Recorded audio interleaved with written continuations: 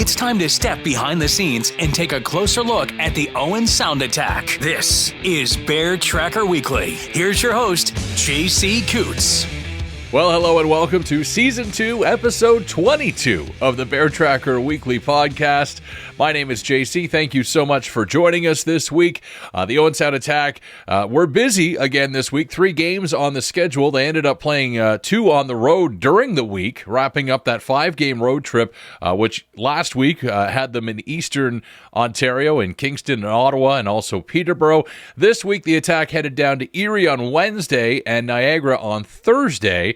And that quick little road trip did not go the greatest for the Owen Sound Attack. They allow 14 goals and get outscored 14-6 in the span of 2 games. They're now, I guess, their arch nemesis and former teammate Michael Deck again proving to be quite the attack killer. He had 3 points in that 8-3 win for Erie, and then the following night it was a 6-3 loss to the Niagara Ice Dogs. So the Attack probably glad that they're done with Niagara for the rest of the season. They still have to see Erie, though, a couple more times, I believe, still left on the schedule. Both games in Erie. So again, that is a team that is right now chasing the Owen Sound Attack for that 8th and final playoff spot, but the Attack still hold their future in their hands, and it's really up to them if they want to finish 6th, 7th, or 8th, or, well, it's also up to them if they want to finish lower, but a lot of things still would have to go wrong for that to happen. We're always optimistic here at the Bear Tracker Weekly Podcast, but if you wanted to be optimistic, well, Saturday night, that definitely puts you in an optimistic mood as the Soo Greyhounds and Carter George came to town, their only meeting of the season in Owen Sound, and a special one for Valentine's Day because it meant Attack fans had the opportunity to say a proper goodbye to Carter George, who did not come back after the World Juniors. He ended up getting traded in between, and we didn't get to have those happy goodbyes, but the Bayshore crowd, boy, they were excellent on Saturday night in welcoming back Carter George. At the end of the game, I don't know if you saw it, but it's been shared all over the place by the OHL and on social media. You could tell Carter kind of had tears in his eyes, and if there was I think a legitimately good possibility that was the last time he will step on the ice at the Bayshore, because next season, of course, it is more than likely that he's going to play in the AHL for the LA Kings farm team. So that's more than likely. You never know, though. Never say never. But if that was the farewell and that was the last moment, it was a pretty good one. And we get to talk to Carter this week. Luckily, the Soo Greyhounds decided to stay in Owen Sound on Saturday night. They were playing Sarnia on Monday. So Carter did have a little bit of time after he got to meet with all the fans that wanted to talk with him. And, of course, his parents were there as well on Saturday night. But I did get a few minutes with Carter George, and we're going to have that interview coming up first for you this week so that he can also say a proper goodbye to everyone back in Owen Sound. Other than Carter this week, we're also chatting with Noah Nelson, who just returned from injury. He's slowly getting back into the game, but really building strength and looking good every game since he came back this past week from injury. So great to see Noah Nelson back in. He was great in the faceoff dot too against the Sioux on Saturday night. Speaking of great in the faceoff dot, Tristan Delisle is going to join us. Talk a little bit with Tristan about the game on Saturday night, and also he had a little bit of a homecoming last week going back to Ottawa, so we talk a little bit about that. Attack assistant coach Brandon Shaw is here as well to break down the game on Saturday night, and we're joined by our good buddy Adrien Mousseau for Moose on the Loose. We're going to talk some Olympic hockey during Moose on the Loose, plus the Media Room Roundtable is here too. So I have a feeling this is probably going to be over an hour for this episode. So buckle in. Here we go. Episode 22 starts now.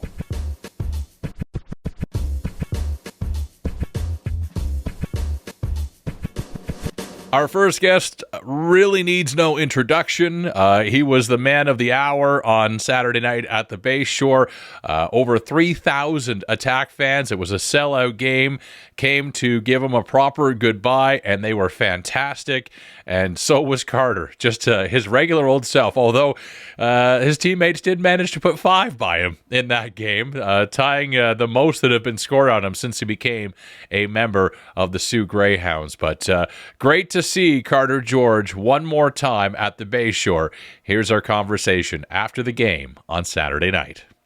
Carter, what a game that was. Just a roller coaster. I know it could not have been easy from an emotional standpoint for you being back here at the Bay Shore for the first time since the trade, but what were your thoughts on the game here tonight? Yeah, I mean, you said it best. I mean, it was definitely a roller coaster of a game. I mean,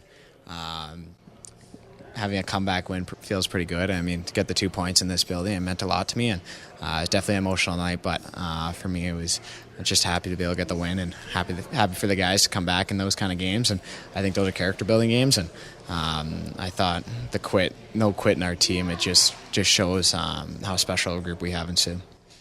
I was wondering during that game, and it's hard to call it a goalie duel, but you and Matthew played very well tonight, and I kind of thought, normally if you're playing another goalie who's doing well, you're probably sitting there going, that dang guy. But I had a feeling that you guys were probably rooting for each other through that game. Was that kind of what you were going through? Yeah, we both, both want the best for each other, so I definitely say I was rooting for him, but I was hoping he let a few in, I can't lie, but wanted to get the win, but no, for sure, I just hope nothing for the best for him. I mean, he's been awesome to me for the past few years.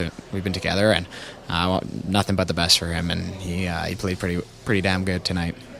There's a chance that this might have, in fact, been the last time you'll play in this building. We saw you do kind of the curtain call, waving goodbye to everybody as you exited the ice here. It's hard to know what the future is going to hold for you exactly, but if this was the last time you're going to play in this building as an OHL player, was it going out the way you wanted it to go out?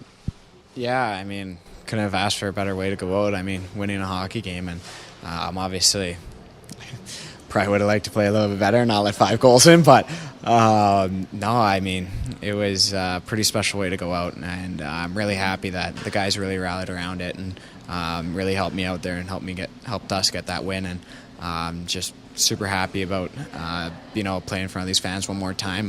That was kind of the thing. This was one of the games I had on my calendar for sure, and I'm happy I got to play in front of this amazing fans, in front of this community, and I mean, this is a special night for me, and I'm really thankful for it. With the Soo, obviously a very good team, already clinched a playoff spot. Things are looking good. Probably looks like you guys are going to have at least home ice anyway. Still a lot of hockey to play between now and the end of the regular season. But it seems like this team can only get better as guys get back from injury, and it's going to be a really tough team to beat, I think, going into the playoffs, especially with not one but 2 really good goaltenders. Landon Miller, of course, is very good too. What do you guys foresee, and what's the goal ultimately at the end of this? Yeah, I mean, obviously the ultimate goal is to win a championship, and ever since I joined the Soo, we haven't had a full lineup, haven't had the full team yet, so I'm definitely looking forward to seeing what this group of guys can do when we have a full, healthy lineup, and it's definitely exciting because we've been winning hockey games without some of our star players, and I'm not saying that we don't have a bad lineup, but I think we've been finding ways to win games without our star players, and I think all the guys down that lineup has been incredible for us. So, I mean, it's a lot of belief in that room, and it's super exciting, and just can't wait to get those guys off the IR. You've got some family in Sault Ste. Marie, so it's actually, I'm sure for you, kind of fun to play there because Grandma and Grandpa lived there, and I know Grandma was in the stands when you scored the goal this year.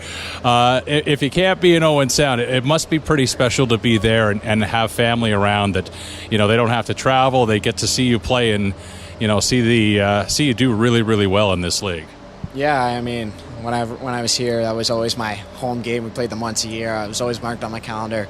I always had a lot of family there, so now to be able to play there, it's super special. I mean, play in front of my grandparents and play in front of all the family I have up there, and super special to me. I mean, it's the closest thing to Thunder Bay and the OHL, so definitely brings me back up north and reminds me a lot of my childhood. So I'm loving it a lot. I read in the newspaper out of Sault Ste. Marie that your dad actually played a couple of games with the Soo Greyhounds. He didn't really play. He was on the bench for them. But did you know that part of the history before you got traded there, that your dad was once a goaltender with them? Yeah, I did know that. We had a lot of long car trips as a kid, and I'd ask him about his hockey career and whatnot. And I remember him telling me he backed up 2 games for the Greyhounds, and it's pretty cool. I mean, be able to put on the same jersey as him, it's pretty special. I'm pretty sure that whenever you come back to this place, back to Owen Sound in the future, one thing you probably don't have to worry about is ever having to buy a meal here. I think you'll be well taken care of at the restaurants, especially if you decide to go to Europa. But are there people that you want to thank, people that made this experience here in Owen Sound that maybe you didn't get to say a proper goodbye, that you just want to shout out and let them know how much it meant to you? Yeah, I mean, so many people I can thank. I mean, first of all, the city and the community. They've been nothing but incredible to me ever since I came here. I came here as a young 16-year-old kid and helped me groom the player and person I am today. And the ownership and general manager, Delisle, I mean, they've been nothing but give me all the opportunities in the world, and they've been nothing but super, opportunistic with us. And I think they helped me develop where I am today. And coaches, I went through a couple here, and they've been giving me all the opportunities in the world to succeed, help me develop my game. And fans, I mean, incredible to play in front of all the time. And billets, I mean, they've been home away from home, second family, so can't thank them enough. And then obviously the teammates, I built so many friendships over the years, so just incredible guys in there and friendships I've made that'll last a lifetime. Carter, the sad thing about any really great OHL career is it eventually comes to an end one way or another, but we were incredibly lucky to see you play here, to watch you grow up here. You've got an amazing family who we always love seeing here in the building, and we wish you, I think you've got a few Sault Ste. Marie Greyhounds fans in this building that are going to be cheering for you guys through the playoffs, so best of luck to you and everything that happens in the future. Thank you so much. I appreciate it.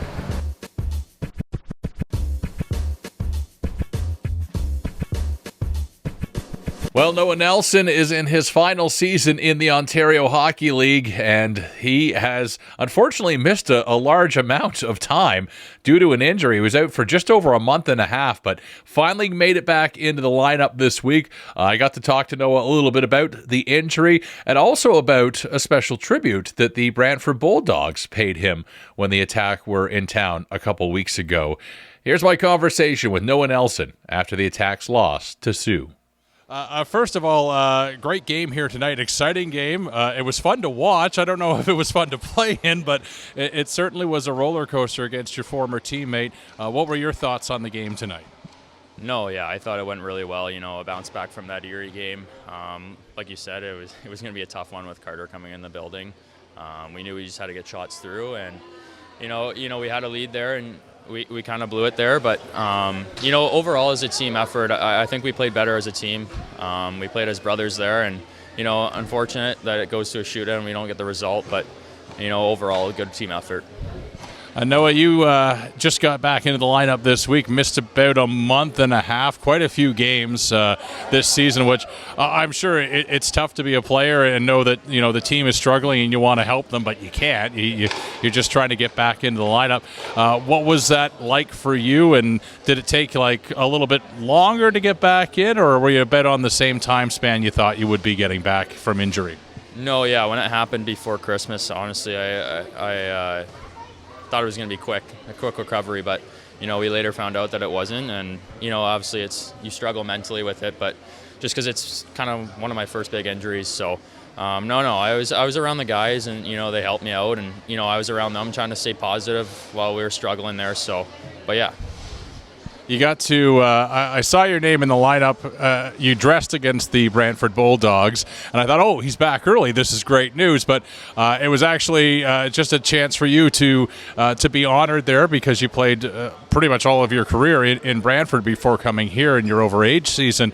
What was it like to be back in Brantford and have that chance to see your old teammates? No, yeah, it was definitely emotional. You spend 4 years there, and obviously I wasn't playing, which sucked. But they put on a great little video there for me, which I appreciate, and it shows they cared about me. And I was thankful that they did that, and there'll always be a Bulldog no matter what. But yeah. Well, we're glad to have you here with the attack, and obviously the team it's been ups and downs as of late. A really good game here tonight, and a lot of things that went really well, including the penalty kill, which was phenomenal tonight, getting through that 5-minute major into overtime. What positives do you see that this group can really build on to start going in the right direction? Yeah, I guess the one that you just said was the PK. At the end of the day, it comes down to that, like the special teams, and if we succeed in those things, we're gonna end up winning the game. But like I said at the start, I think today as like a group effort, like we played as a team, and Coach Razor came in and said that too at the end of the game. We played like brothers there. And I think, again, like I said, it's unfortunate you go to a shootout, it's the last shooter. There's nothing you can do about it. I think we all played our hearts out, and I think that'll be helping us moving forward, especially Monday against the Knights. So. Well, we're glad to see you back in the lineup. Having that veteran experience back with the team obviously has helped the team a little bit, and best of luck to you and the boys in London on Monday. Thank you. I appreciate it.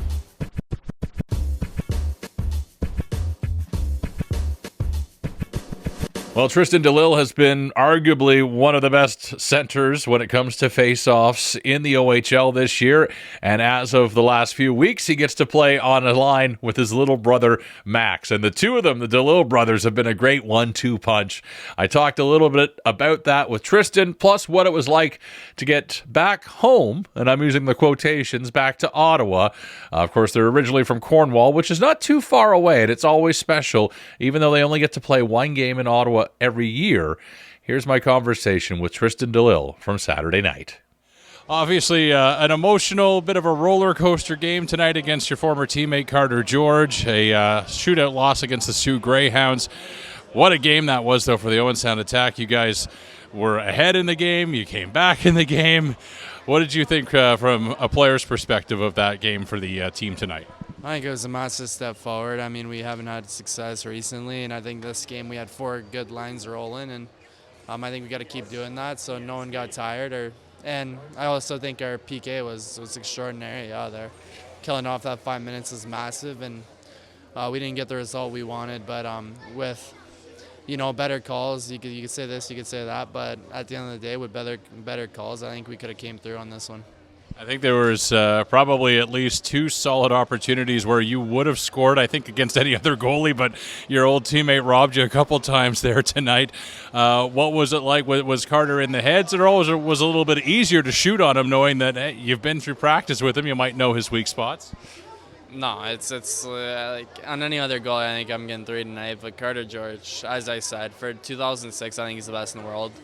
And at the end of the day, he makes saves that other goalies wouldn't, and at some point you got to accept that and you got to move forward. But I don't think he was in my head, but I think just his play is just extraordinary. You've been getting to play a lot with Max lately, with your brother, and you guys have had some incredible chemistry. Obviously, the lines have been shifting a little bit around you guys, but you're still together. What's your thoughts on playing more with him now, and what do you think of his development so far? I think his development's going extremely well. I mean, every day he's getting better. You can see it. He's getting more confident by the second. And I think playing with him is just an incredible opportunity because, like you said, we've been together for I think it's 2009 for 16 years of my life. So at the end of the day, if there's anybody that knows Max as well as me, I bring him forward. But I don't think there's anybody that I'd rather play with than Max. Last week on the road trip in Ottawa, a bit of kind of a homecoming for you, being, not too far away from Cornwall, and also being in the place where your dad played a lot of his junior hockey as well. Always a special moment, I'm sure, going to Ottawa and playing there.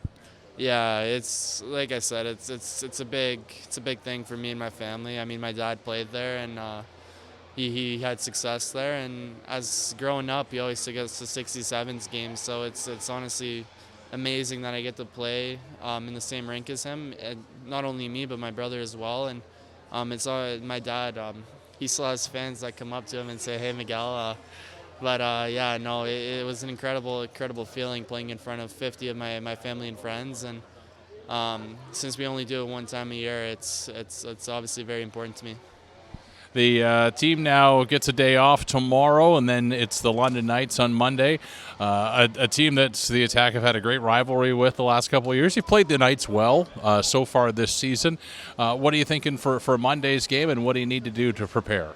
I mean, we're going to throw the kitchen sink at them. I mean, there's no better rivalry than Owen Sound London, and I think we started playing as a team today, and I think as soon as we get everything together, like we fix our mistakes, I think we're going to have a lot of success over there. All right, Tristan, well, an exciting game tonight. You came away with a point. Wish it would have been 2, but a lot of great things happened in the game for the Attack to build on. Best of luck to you and the boys in London on Monday. I appreciate that. Thank you.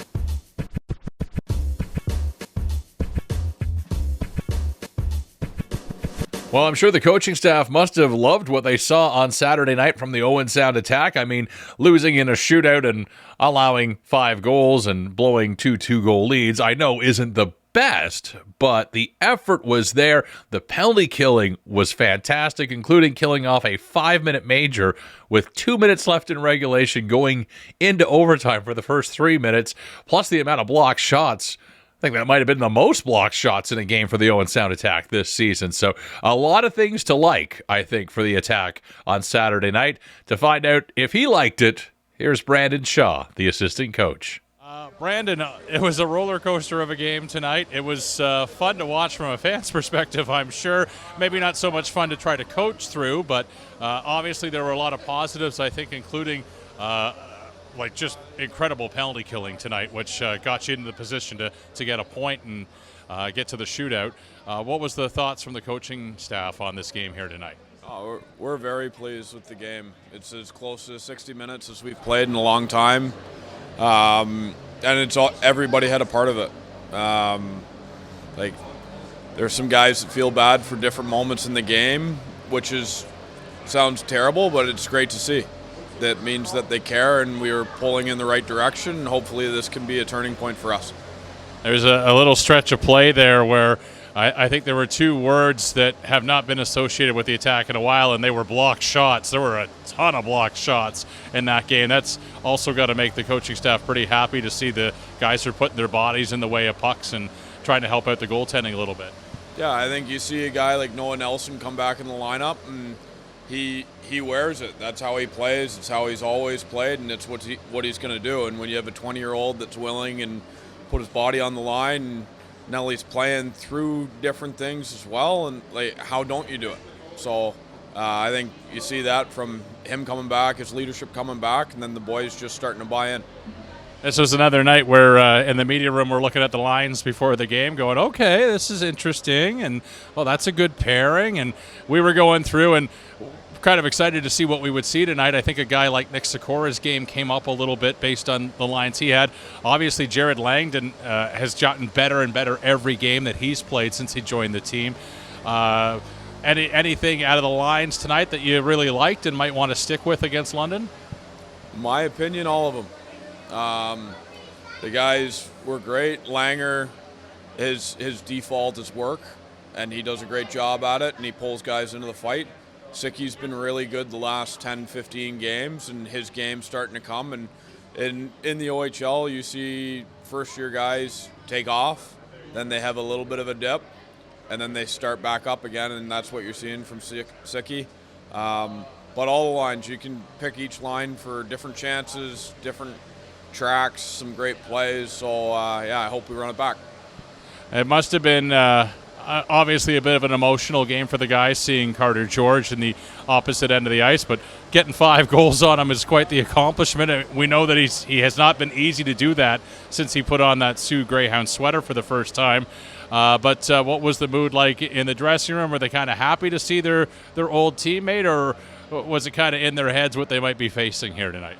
To be honest, you don't really think about it until the end of the game. We love Georgie. He's a great guy, a great teammate. He was a really good player. He's going to be a star, like a cult star player here. We're happy for him. We're happy that he's having success. We just don't want him to have success the nights that he plays us, and we stole a point, which I think is fantastic, and focused on the positives. That's a great game for us, and he helped us to get us rolling, and a lot of guys had some success. Really happy to see Jake Crawford get one on his best buddy to start off the game, and yeah, we knew what we had to do, and we did it, and we were that close. The London Knights are obviously up next, and it's a place and a team that Owen Sound has had some pretty good battles with over the last couple of seasons. How do you prepare for that game, and what did you learn tonight that you want to carry over into Monday's game? I think a big thing for us lately is the start that we had, and then playing a full 60 minutes. Everybody was a part of this game in different ways, whether it be their matchup, shutting a top line down, whether it be creating scoring chances, penalty killers, however it might be. Guys just have to come in, and it's all about the 2 points for the team, and it doesn't matter how many points you get. All right, well, I've made it a rule that I'll never ask a coach about officiating, and I'm not going to do it tonight either. So congratulations on a really good effort by the boys tonight, picking up a point, which is much needed, and best of luck to you in London on Monday. Thanks very much.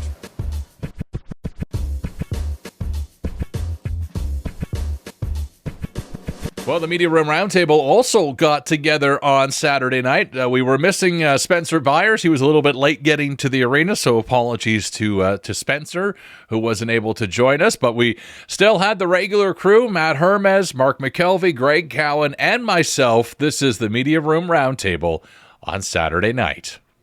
Media Room Roundtable together on Valentine's Day. Love you all. Thanks for doing this. And of course, it's no one I'd like to spend it more with. I'm sure all our significant others are so happy that we're here tonight. Yeah, they are. We had to do the Valentine's thing a day early last night, but we're still good, not in the doghouse. But let's talk about, I guess the big story obviously tonight is the fact it's a sellout crowd to see Carter George, give him a proper farewell and also a proper welcome back to the Bayshore, now as a member of the Sault Ste. Marie Greyhounds. Carter's numbers since the trade have been unbelievable. Sometimes a change of scenery will do you good, and in this case for Carter George, he went right back into the goalie that we all knew that he was. It's kind of been, I think, a little bit fun, but at the same time a little painful for Attack fans to watch how well he's been doing. I guess the question is, in terms of Carter George's legacy here in Owen Sound, what kind of a legacy does he leave behind? And how rare is it that we see this type of goaltending talent come through? Like, we might have to wait another 10 years before we see another goaltender of Carter George-like status. Well, to that point, there was a tremendous run of goaltenders here in Owen Sound. And actually, when you go about 4 or 5 years without a superstar goalie, it feels like a long time. And the only reason it does is because since day one that the OHL came to Owen Sound, it feels every era of Platers Attack hockey has had a superstar goaltender. You go back to the 90s, your Jamie Storrs, Brent Johnsons, Kevin Weeks, Curtis Sanford, maybe a little bit of a lull after that. And if I'm missing somebody, please forgive me. But then you get to the team that wins a championship with Scott Stager and Jordan Binnington, onto your Michael McNivens, and now Carter George. And my thought here is when you say about the legacy is I think a lot of people still view Owen Sound as a bit of a goalie factory, at least a little bit of that identity when you talk to those that have covered the league for a long time. So I think he falls into that category. And as well, he's one of those rare players that played in multiple World Juniors as a member of the Owen Sound Attack. So again, I think his legacy is not really about the team's success, which obviously you're not hanging that on him that they didn't find that success during his time. It's more about just that individual of what a great player that came through here, that started here day one, or almost day one, I guess, as a junior B call-up, and then eventually showed that he was going to be one of the best goaltenders in this league. So he'll be remembered for a long time, but that's how I view his legacy, is just, again, one of those superstar goalies that passed through the Scenic City. Yeah, I agree with a lot of what Mark said. I think Carter George's accomplishments with Hockey Canada on the national stage, not just as a two-time member of the World Junior Hockey team here in Canada, but also at U18 at the Hlinka Gretzky. What he did internationally to make a name for himself, I think will stand out for how he helped represent the Owen Sound attack in that way. I think it's unfortunate that the Owen Sound attack had one of the best goalies in the CHL, perhaps in the world, for 3 years, and were unable to win a playoff game during that time. That's a really unfortunate thing to look back on. That's not Carter's legacy to wear. It's just something to think about from an organizational perspective, is how that happened, how you managed to miss that window with having a goalie like Carter. So I think it's great to have Carter back tonight, and he didn't get the proper send-off he deserves for all he put in here. He's a very dedicated kid. Didn't wear a C on his jersey, but I think if you ask any of the players who were teammates of Carter George, he was very much the captain of the Owen Sound attack. So great to see he's back here, and he's going to get the proper farewell he deserves from all the Owen Sound attack supporters. Yeah, it kind of feels like the Mitch Marner saga as a Toronto Maple Leafs fan, where you feel like you have a storybook ending just waiting to happen, and it all blows up in your face, and you're kind of left with regrets on the what-ifs, if this team could have managed to win, if the Toronto Maple Leafs could have managed to win. And it's similar feelings, and now he's on another team. Maybe they go on a run and win a championship like Nick Suzuki did, and all of a sudden the legacy is shared with another team, right? Like Suzuki only played 3 months in Guelph or whatever it is. Mm-hmm. But when you think of Nick Suzuki, you think of him holding that trophy over his head, right? Like, legacies are built upon the backs of wins, and he didn't do that here. The team didn't do that here.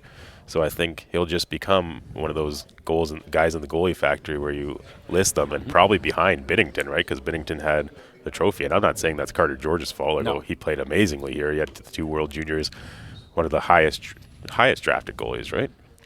Yeah, with where he was taken by the Kings. Yeah, you're saying, yeah. So as he goes on to his professional career, they'll be saying, Owen Sound attack, Sault Ste. Marie Greyhound goalie, like they do with Suzuki still. So a little bit of a shame that it's not just Owen Sound's legacy to hold on to and promote, but that's the way the cookie crumbles. This one feels a lot different to me than the Nick Suzuki, Sean Dursey, Marcus Phillips, that trade, because I guess it's when you're talking about a goaltender, it's a little different. And when those guys went to Guelph, you were trading them to a division rival, and you think it'd be a lot of bitter feelings. But at the time, this attack team wasn't that far removed from having playoff success, right? Those guys had been part of a group that went to the conference final.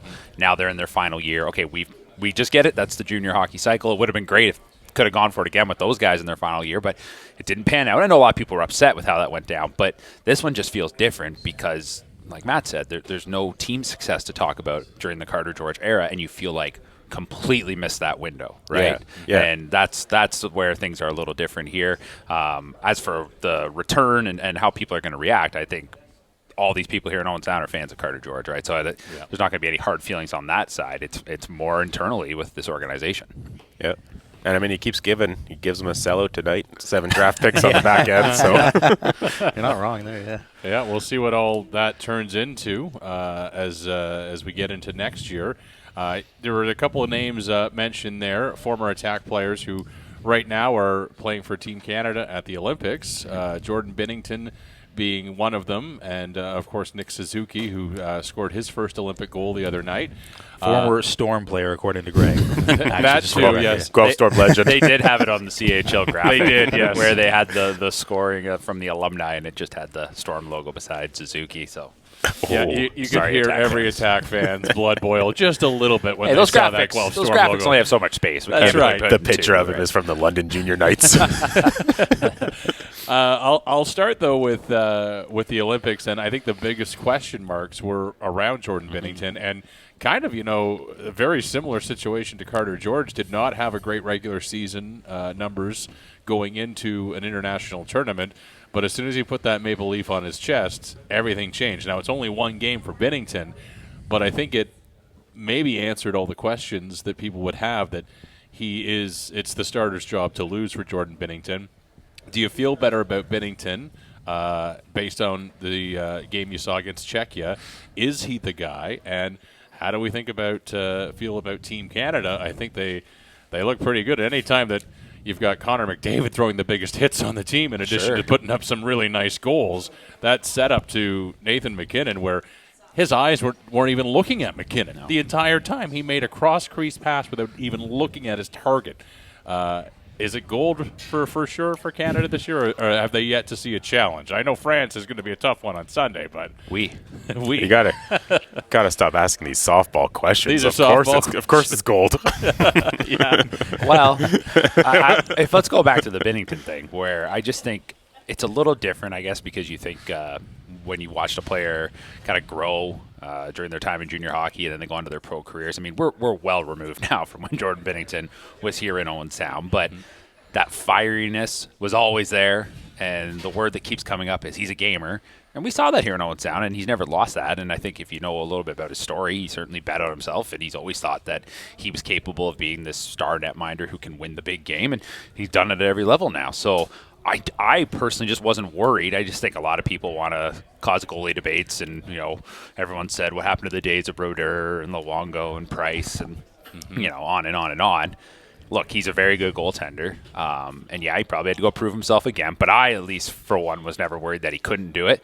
And now I wonder, did he just get himself maybe kind of get himself on the trade market when he gets back to the NHL in terms of, all right, if you're a contender and you need that goaltending, is that a guy you're targeting? Who cares about those numbers? He'll be ready when it's playoff time. Doesn't he remind you of Max Scherzer coming out in the playoffs, where it's like, oh, Max, your numbers at the end of the season were too good, and you're over 40, but we know you're going to win us this game. And you go out there and you just have the crazy eyes and you do what it takes. So it reminds me of the hockey equivalent of that, down to the crazy eyes. It just seems like they put the numbers up during that game, his NHL numbers, and it was like ranked 57th in the league, ranked like 49th. There's 57 goalies in the league?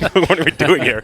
But then he just had an unbelievable game, and like he's a gamer. I love those type of guys where it's like, throw the numbers in a drawer. I'm going to go out and win this hockey game. And he did it at Four Nations too, right? The same questions were being asked then. And who else would you want in that gold medal game than Binnington staring down Austin Matthews and taking the goal away in overtime so Canada could score with McDavid. So there have been players that played their way on to Team Canada, but overall there's a lot. Nick Suzuki's one of them who is not at Four Nations right now, is on Canada, Macklin Celebrini among others. But it seems if you look up and down the roster, continuity was a focus of the Canadian national team for this tournament, and I'm not surprised at all that Jordan Binnington got the call, despite what many have pointed out, his numbers this season in the NHL with the St. Louis Blues, who are doing pretty well, I believe. And, they've struggled as a team, so the goalie is going to struggle with that. So I'm not surprised at all that that Canada went that way with the guy who got them where they were trying to go at Four Nations not so long ago. Well, I guess that's the thing, is they had faith that he could rise to the occasion. But that being said, they're probably thinking, well, if we got to go to Logan Thompson, it's not a bad thing, though. We've got a guy that's ready to go. If he didn't show up in that first game and Logan Thompson takes over, I mean, everyone would be harping on, why'd you take Jordan Binnington? Well, go back to past Olympics, 2002. Curtis Joseph loses game one, Martin Brodeur takes over. I mean, Curtis Joseph, pretty great goaltender, and then was it not the same in 2010? Martin Brodeur just wasn't at that level anymore. Roberto Luongo takes over. And I'm not putting Jordan Binnington necessarily into that same conversation, but I still think he's a number one and a very quality goaltender at the National League level, and rooting him on, no doubt about it. I mean, he was the youngest of three goaltenders the Attack had when they won the championship, and he played Game 7. And then he was the top goaltender in the Memorial Cup. That's just something that's always been with him. Big game player. Speaking of youngest, I think it's kind of refreshing to see that they took a young player like Macklin Celebrini, where traditionally Canada would take a young superstar, but they would be in a limited fourth-line role, or they would just not dress. The whole plan would be, see what it's like, and then in 4 years you'll get your shot. He has been put into an incredible position where he's producing and scoring some great goals. What do you think of Macklin Celebrini? And obviously the future looking very bright for this Canadian program, assuming that NHLers will continue to go. Well, here's what I'm thinking, guys. To your point, how they've done that in the past, other than Sidney Crosby, who somehow did not make the 2006 Olympic team. Yeah. I'm sure they were sitting at it going into the start of the NHL regular season after they had that summer orientation, probably thinking, unless Macklin Celebrini we know can play in the top six, that's the only way he's making the team, because I don't think they were in that boat of what they've done in the past of just bringing him to give him the experience. I mean, he can go to World Championships maybe for that, right? Like that guy that's going to be your extra forward, he's got to be able to come in if called upon and you know he's going to be able to contribute. So I think he just left them no choice. Like, he showed that he was good enough to play at that level, and like, hey, if we're bringing him, that's where he's got to play. And if the moment gets too big and he starts to falter, then okay, we'll just shift him down the lineup. But doesn't look like it's going to be too big of a moment for him. It does it. Yeah, and it's a veteran-laden team, right? Like, even a guy like McDavid now, he's played a lot of hockey. And so I think it's exciting for those guys to get a young player in there, some new blood, and a guy that wasn't at the Four Nations that probably just looks like his eyeballs are wide open going into every game. Like, that kind of energy is infectious, right? And the conjecture and the narrative around him is a lot like it was when Sidney Crosby came into the league. Well, people say, yeah, he puts up a lot of points, but it's the things he does away from the puck that's really impressive. Crosby just said that about him the other day, which a lot of people said about Crosby when he came into the league. So I think he got the right aptitude to be there, and he's definitely obviously looking good and performing. Too early to say Carter George in 2030? Another softball. I would say yes. Far too early. Let's wait till the NHL starts, come first, and then go from there. A lot of things can happen between now and then, and you never know if you're looking at a Justin Pogge situation either, right? So. Hey, JC, though, let's shout out Josh Zemansky, Attack alumni playing for Team Germany, and I haven't watched very closely to see Josh's development, but when all of a sudden it popped up he was signing an NHL deal in the offseason, and then he's called up to the Edmonton Oilers and he's playing. Josh wasn't here that long, but I certainly didn't see it, right? Well, he grew like 4 inches. That's I think the other he was thing. 6'2" when he was here, right? So we didn't get to see the full development. It was only one season. And I remember, if memory serves me right, was Dale DeGray not kind of kicking tires on, hey, can we get him back here? This was a couple years later. He still had junior eligibility, but tuning into a Germany game, and he's playing alongside Leon Draisaitl. I mean, good for him. That just shows, and you can come from anywhere, and I guess late bloomers are a thing. Yeah, it's like my dad used to say, one day, Greg, you could be 7 feet tall and play in the NBA. One day or in one life, maybe. Another. Last thing, kind of a fun thing, I guess. It's amazing. Nobody was talking about the Oshawa Generals before this week because they're dead last in the Ontario Hockey League. But as of Thursday, everybody was talking about the Oshawa Generals, and the press release, or the note that went out to their season ticket holders reminding fans to bathe before games. I did not think this was real initially, because rarely anything is on the internet these days. But then very quickly it was confirmed that is real, and I wondered, is this a social media stunt where you go, you say something that's a little bit offside, you get the attention, you apologize after. Any publicity is good publicity. Is that right? I don't know. When I read it, I just, and again, I don't want to be too critical of the Oshawa Generals. I'll just say that I saw it as they identified something that they felt was affecting fan experience and set about a course to try to correct it. Maybe it wasn't the best way to go about it with a memorandum that you blast out to all your season ticket holders. Try to maybe do face-to-face conversation to address some of those issues rather than what they did, which is codify something, put something onto a document, which everyone got a hold of and saw, right? So, I think some people got a chuckle out of it. Greg Cowan was pretty tame somehow through all this, but some things are so funny they don't need extra sauce. That was delicious all by itself. But, sometimes if it smells like a good story, right? Like it's a good story. I could totally I myself, and I'm sure other people can see themselves. The people that do not want to walk into conflict. If somebody says, "Hey, man, like." There's somebody that I sit by. I'm a season ticket holder, and I just can't handle it anymore. And then it's your job now to go talk to that guy. I could see myself being like, I'm just going to float out this email to everyone. Please, so I don't have to please shower. So I don't have to make eye-to-eye contact with someone and tell them that they need to shower. And the other part of it, Oshawa's a blue-collar city. I paid my money. You can't tell me I'm going to work a 12-hour shift, go home and shower before the game? No, I'm going straight to the game, okay? I'm with Team Stinky. I will be forever. Yeah, and shaming people who want to go to the gym at the same time, that was ridiculous, too. Yeah, what happened to body I was working out, doing some lifting, going to see hockey, and no. Yeah. Just didn't have time. Yeah. As the guy that's sitting next to you in the press box, Greg, I'm going to remember that the next time you say you've had a long day of reporting for the Sun-Times.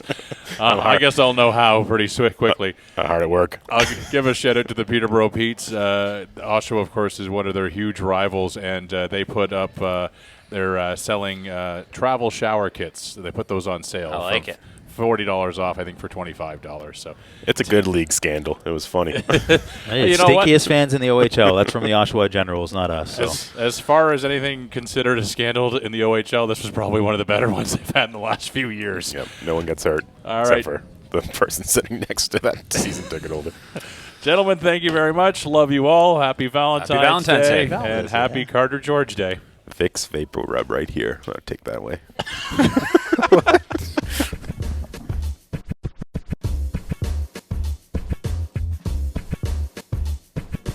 Well, every 2 weeks we look forward to our chance to speak with our good friend Adrien Mousseau for another edition of Moose on the Loose. And this week we're talking Olympic hockey, men's and ladies Olympic hockey. Here's Adrian's thoughts on what he's seen so far from the tournament. And joining us over Zoom, the last two times we had Moose on the Loose, we were lucky enough to have Moose actually on the loose in Owen Sound, but he's back at home safely in Windsor, and he joins us for another week. Hey, Adrien Mousseau, how are you?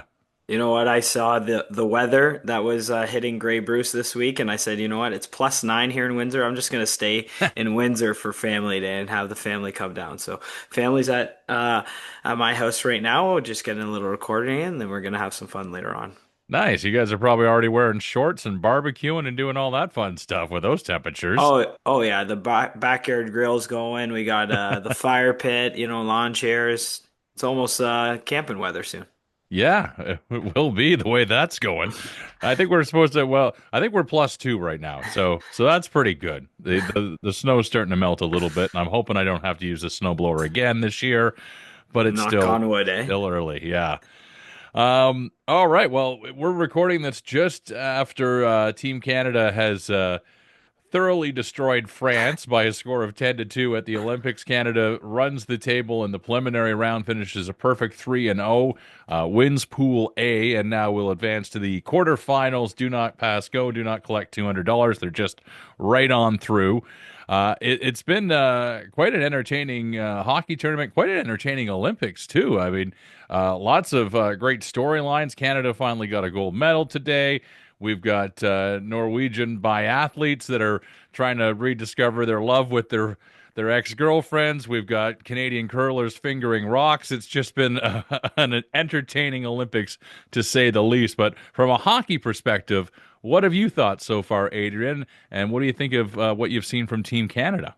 Well, I'm going to start with Team Canada women, actually. And kind of disappointed, honestly, and it starts from the get-go when they announced the team in the month of December, when they left some star-studded, talented young players at home. They have the most the highest aged group of players on the team at 29 years of age, average age of 29, and they are just old and they seem slow on the ice. And when you leave Chloe Prudimero at home on the back end, and Danielle Sernacki as well, some young elite goal scoring talent and threats offensively, like Chloe's the next the Cale Makar of women's hockey. So all these good young players, and it makes me question the state of Canadian women's hockey right now. Why are we always going with the old girls club, and it's the girls that have, yes, they have 16 players that have Olympic experience. That's all fine and dandy, but they play a slow brand of hockey, and it's not inducive to the type of play that's going to win you a gold medal. So then they get trounced 5-0. They've lost 8 in a row or 9 in a row to the United States of America over the past 2 years.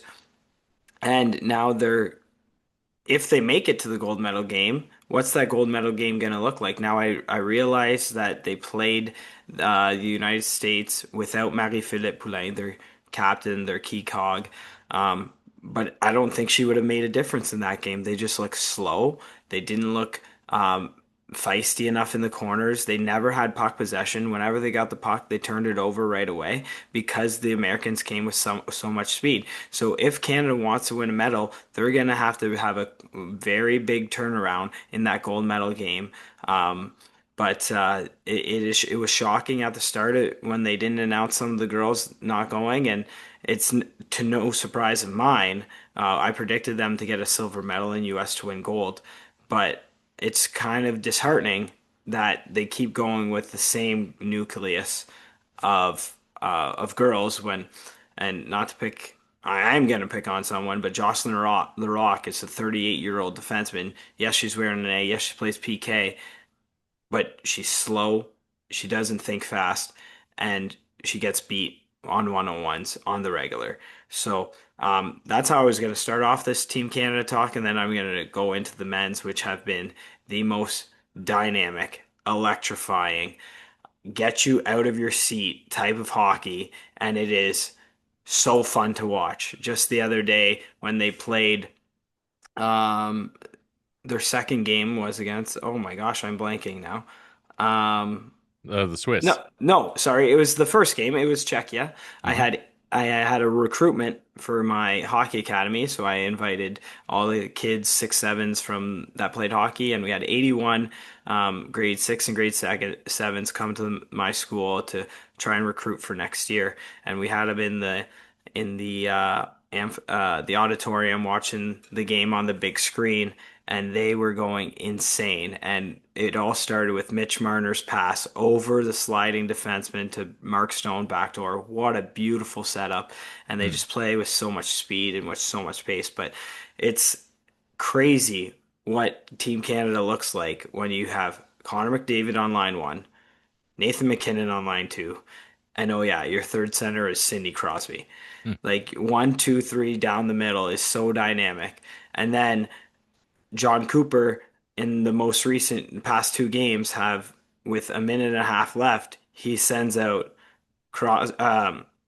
McDavid up the middle with Celebrini on his left, and who goes on his right? Nathan McKinnon. So that is the 3 of the top 4 goal scorers in all of the NHL are on one line, and they score almost every single time they're on the ice. It's crazy. They play so fast, so free, and the hockey IQ that's on the ice for just Team Canada is incomprehensible. It is so fun to watch. Are you worried a little bit about the fact that the competition so far has been France, it's been Switzerland, and Switzerland ended up beating Czechia today. They upset them. And of course, Czechia being the other team that Canada's played. I almost would want you to face a real good team in the preliminaries, just so you know where you have to have your game. Like, I wouldn't have minded if they somehow faced the U.S. in the preliminaries, just like the Four Nations Cup, because you got through that. You knew what to expect when the gold medal game was going to come around. And I think that's been some of the problems of Team Canada's of the past is you run right through these round robins, preliminary rounds, and then the real competition hits you in the quarters and you get knocked out. Is that a fear that you have, or is this team just too good that they will adapt and be able to figure out their opponents as they get stronger? Well, I think that type of thinking that you're having, JC, and not to undermine you or anything, but that goes back to the World Juniors type of Team Canada's. And when it comes to Team Canada's of Olympic past, yes, '06 wasn't very good, but in 2002, Canada went 1-1-1, 1 tie, 1 win, 1 loss in regulation, and then they found their game, and then they went on to win the gold medal, as everybody knows, in Salt Lake City, a 5-2 victory against the U.S. And '06 was a bad tournament. A lot of players shouldn't have been there. I'll mention a few that were on the team. Kirk Maltby and Chris Draper were on the team. Like, let's be honest, those aren't Olympians. Like, sorry. And then you go and look at the 2002 games. They went 1-1-1 as well, but so they had 2 victories and 1 loss. A loss to the U.S. They went to shootout against Switzerland. Jonas Hiller played unbelievable in that game.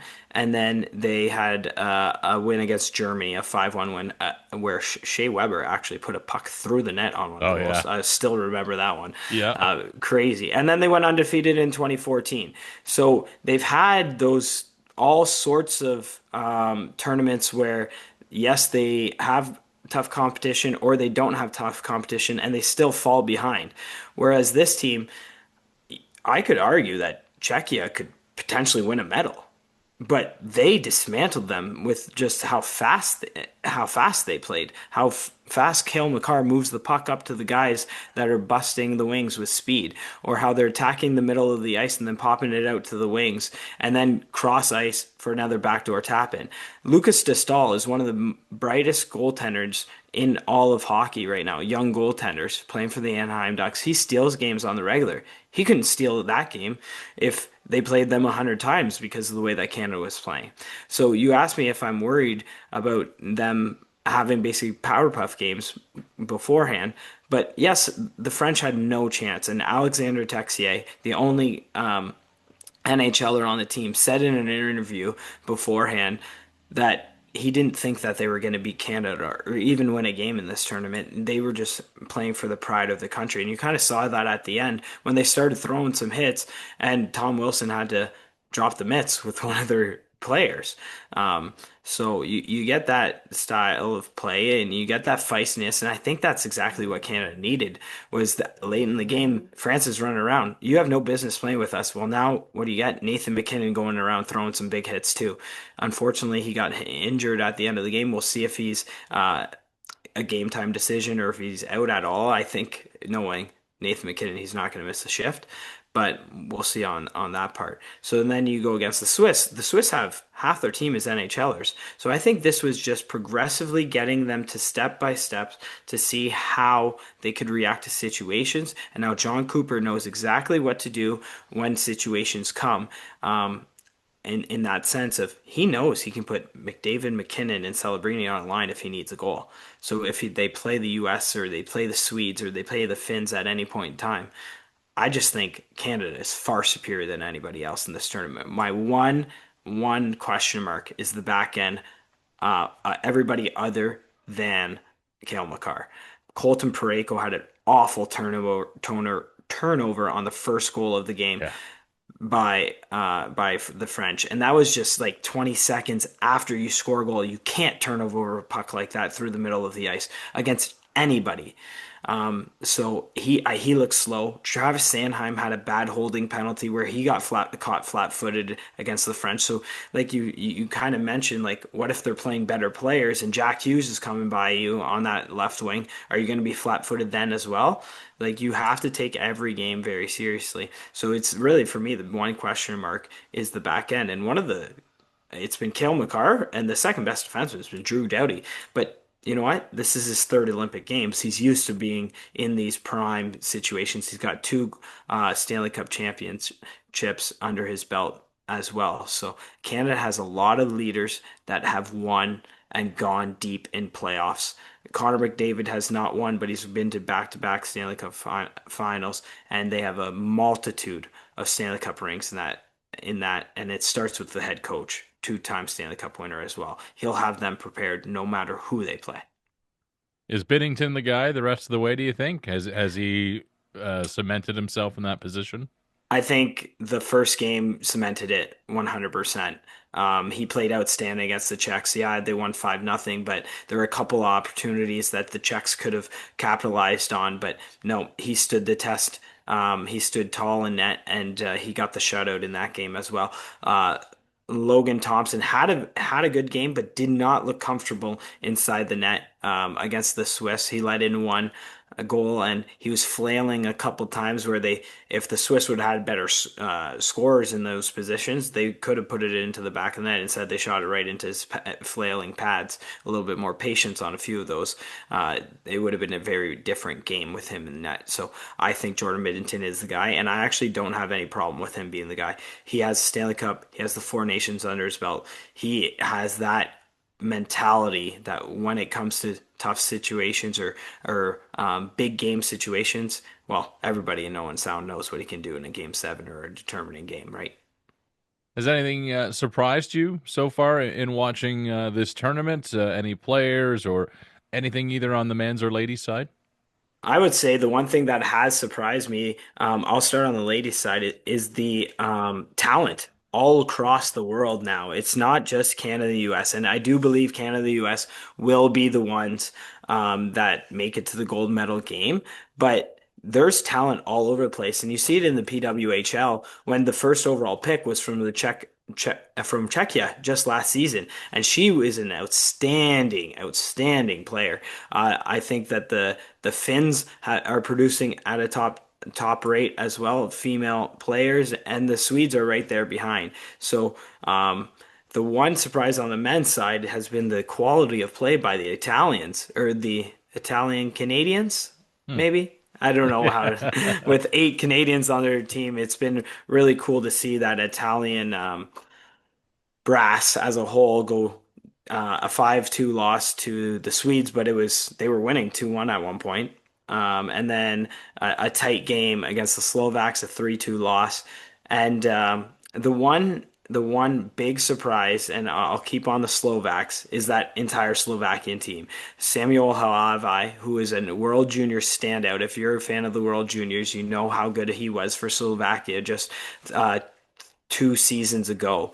And now he's playing for the Iowa Wild. Doesn't have very good numbers, but then he comes out and plays for his country, and he looks like prime Dominik Hasek in net. And I guess I shouldn't make that comparison, Slovakia, Czech Republic. That's probably not the best thing to do, but he looks like 1998 Dominik Hasek in net, one of the best goaltenders in the world with, like, I believe he has a 960 goal save percentage in these Olympic Games already through 2 games.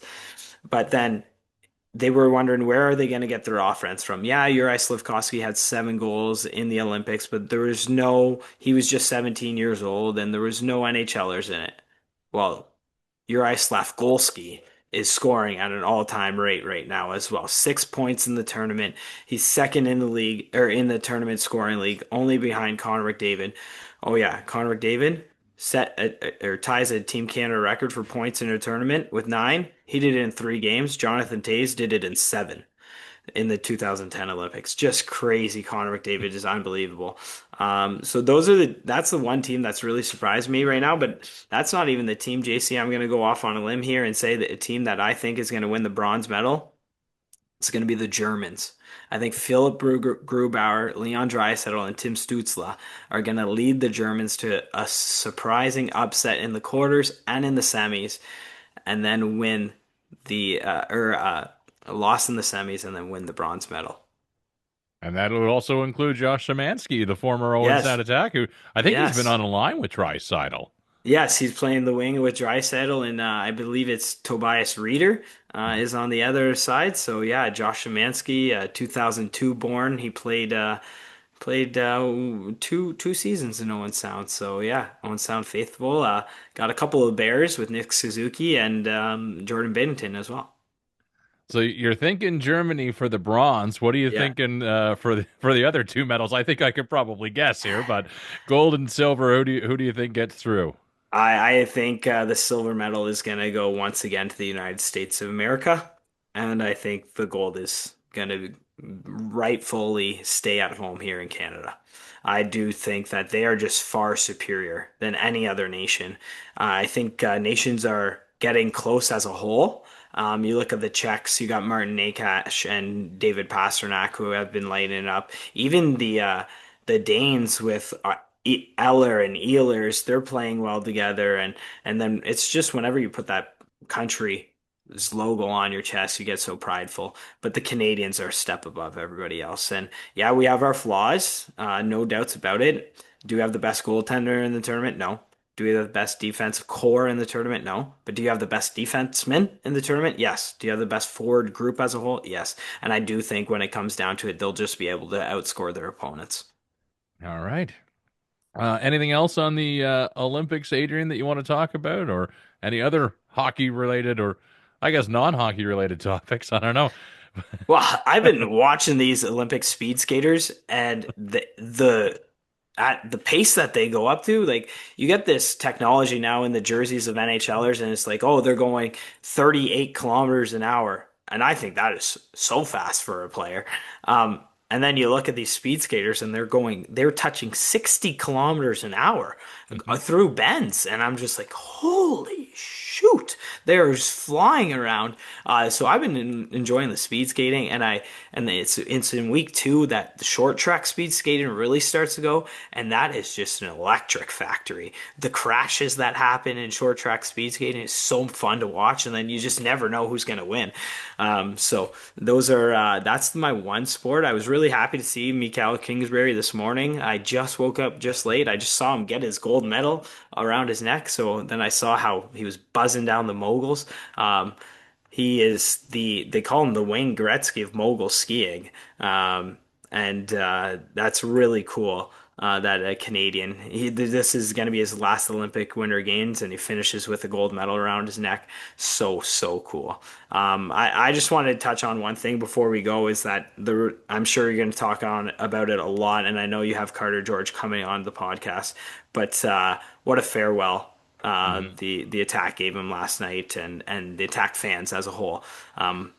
No love lost on a Valentine's Day for Carter George in Owen Sound, and you saw tears coming out of his eyes after he stole the win from the Attack and left the ice, saying his last goodbye to the Bayshore. And watching Carter George come from St. Mary's 4 years ago, play 10 games with the Attack, and the Attack wanting him and the Lincolns to lose in the playoffs, to come and play a playoff game for Owen Sound, and then just becoming the great human and the unbelievable goaltender that he did in Owen Sound was truly.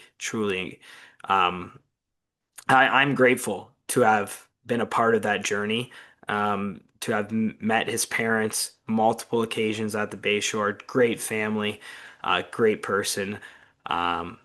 I was going to bring up a topic of potential players that could, in the OHL, that could play for their country one day. Maybe that's a topic on a later day, but it will not shock me if Carter George is wearing Canada's crest at the Olympics.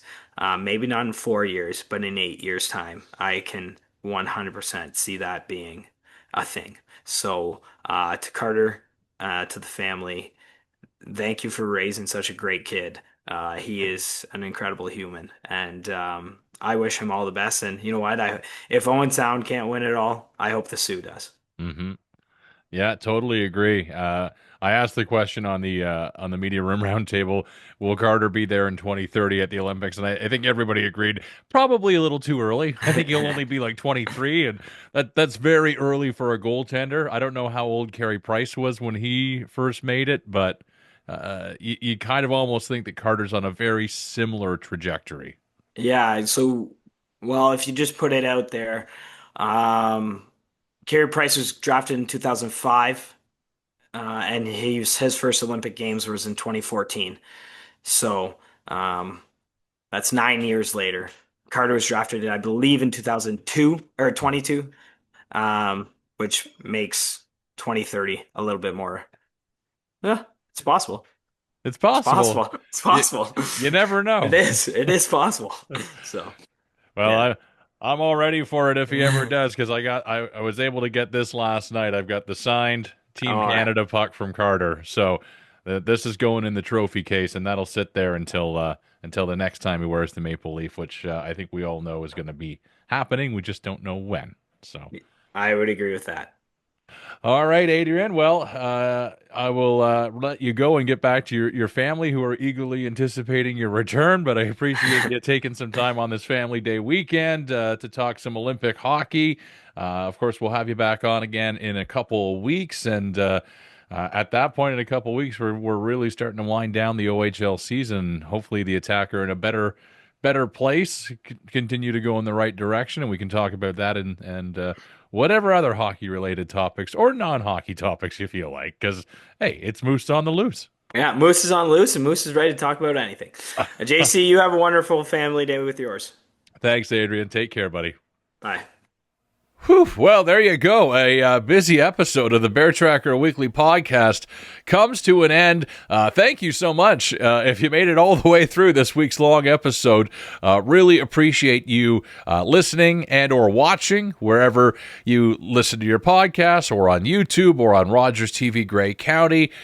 Make sure you like and subscribe wherever you're able to. Always appreciate the feedback, and great seeing quite a few podcast fans at the Bayshore on Saturday. Always love to hear from you, whether it's online through social media or in person at the rink. Can't thank you enough for all the support this season. And as for the Owen Sound Attack, well, they've got themselves a bit of a busy week coming up. We're recording this on Sunday. Attack are in action tomorrow. They're heading down to London because it's family day. And so the Attack will be taking on the Knights in the afternoon.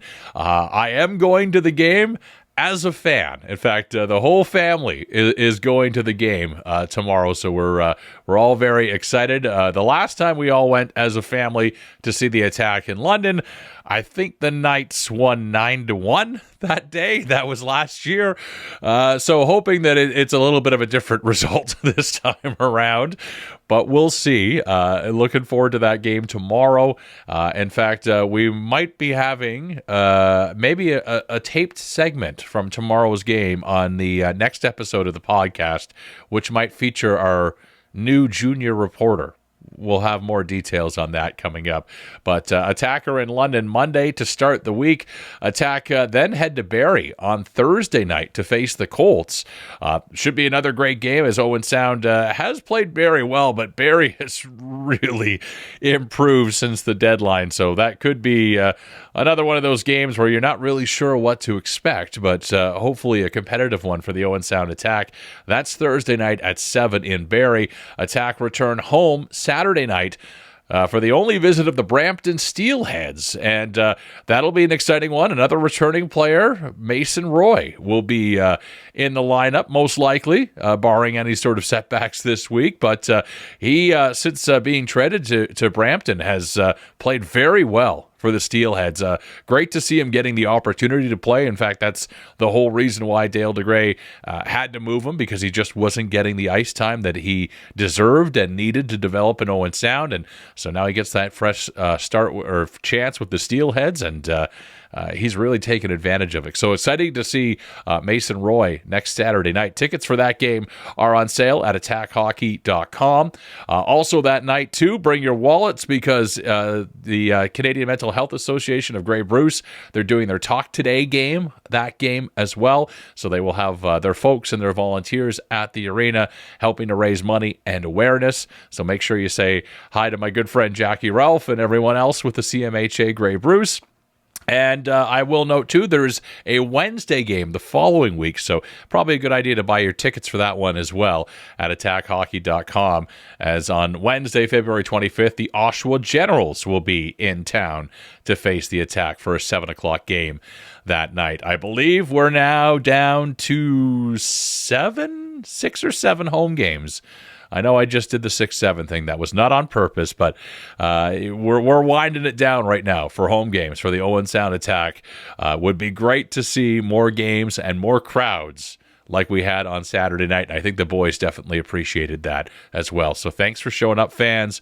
Appreciate you. And we will see you next Saturday night back at the Bayshore for another great game of Owen Sound Attack hockey. Cheers.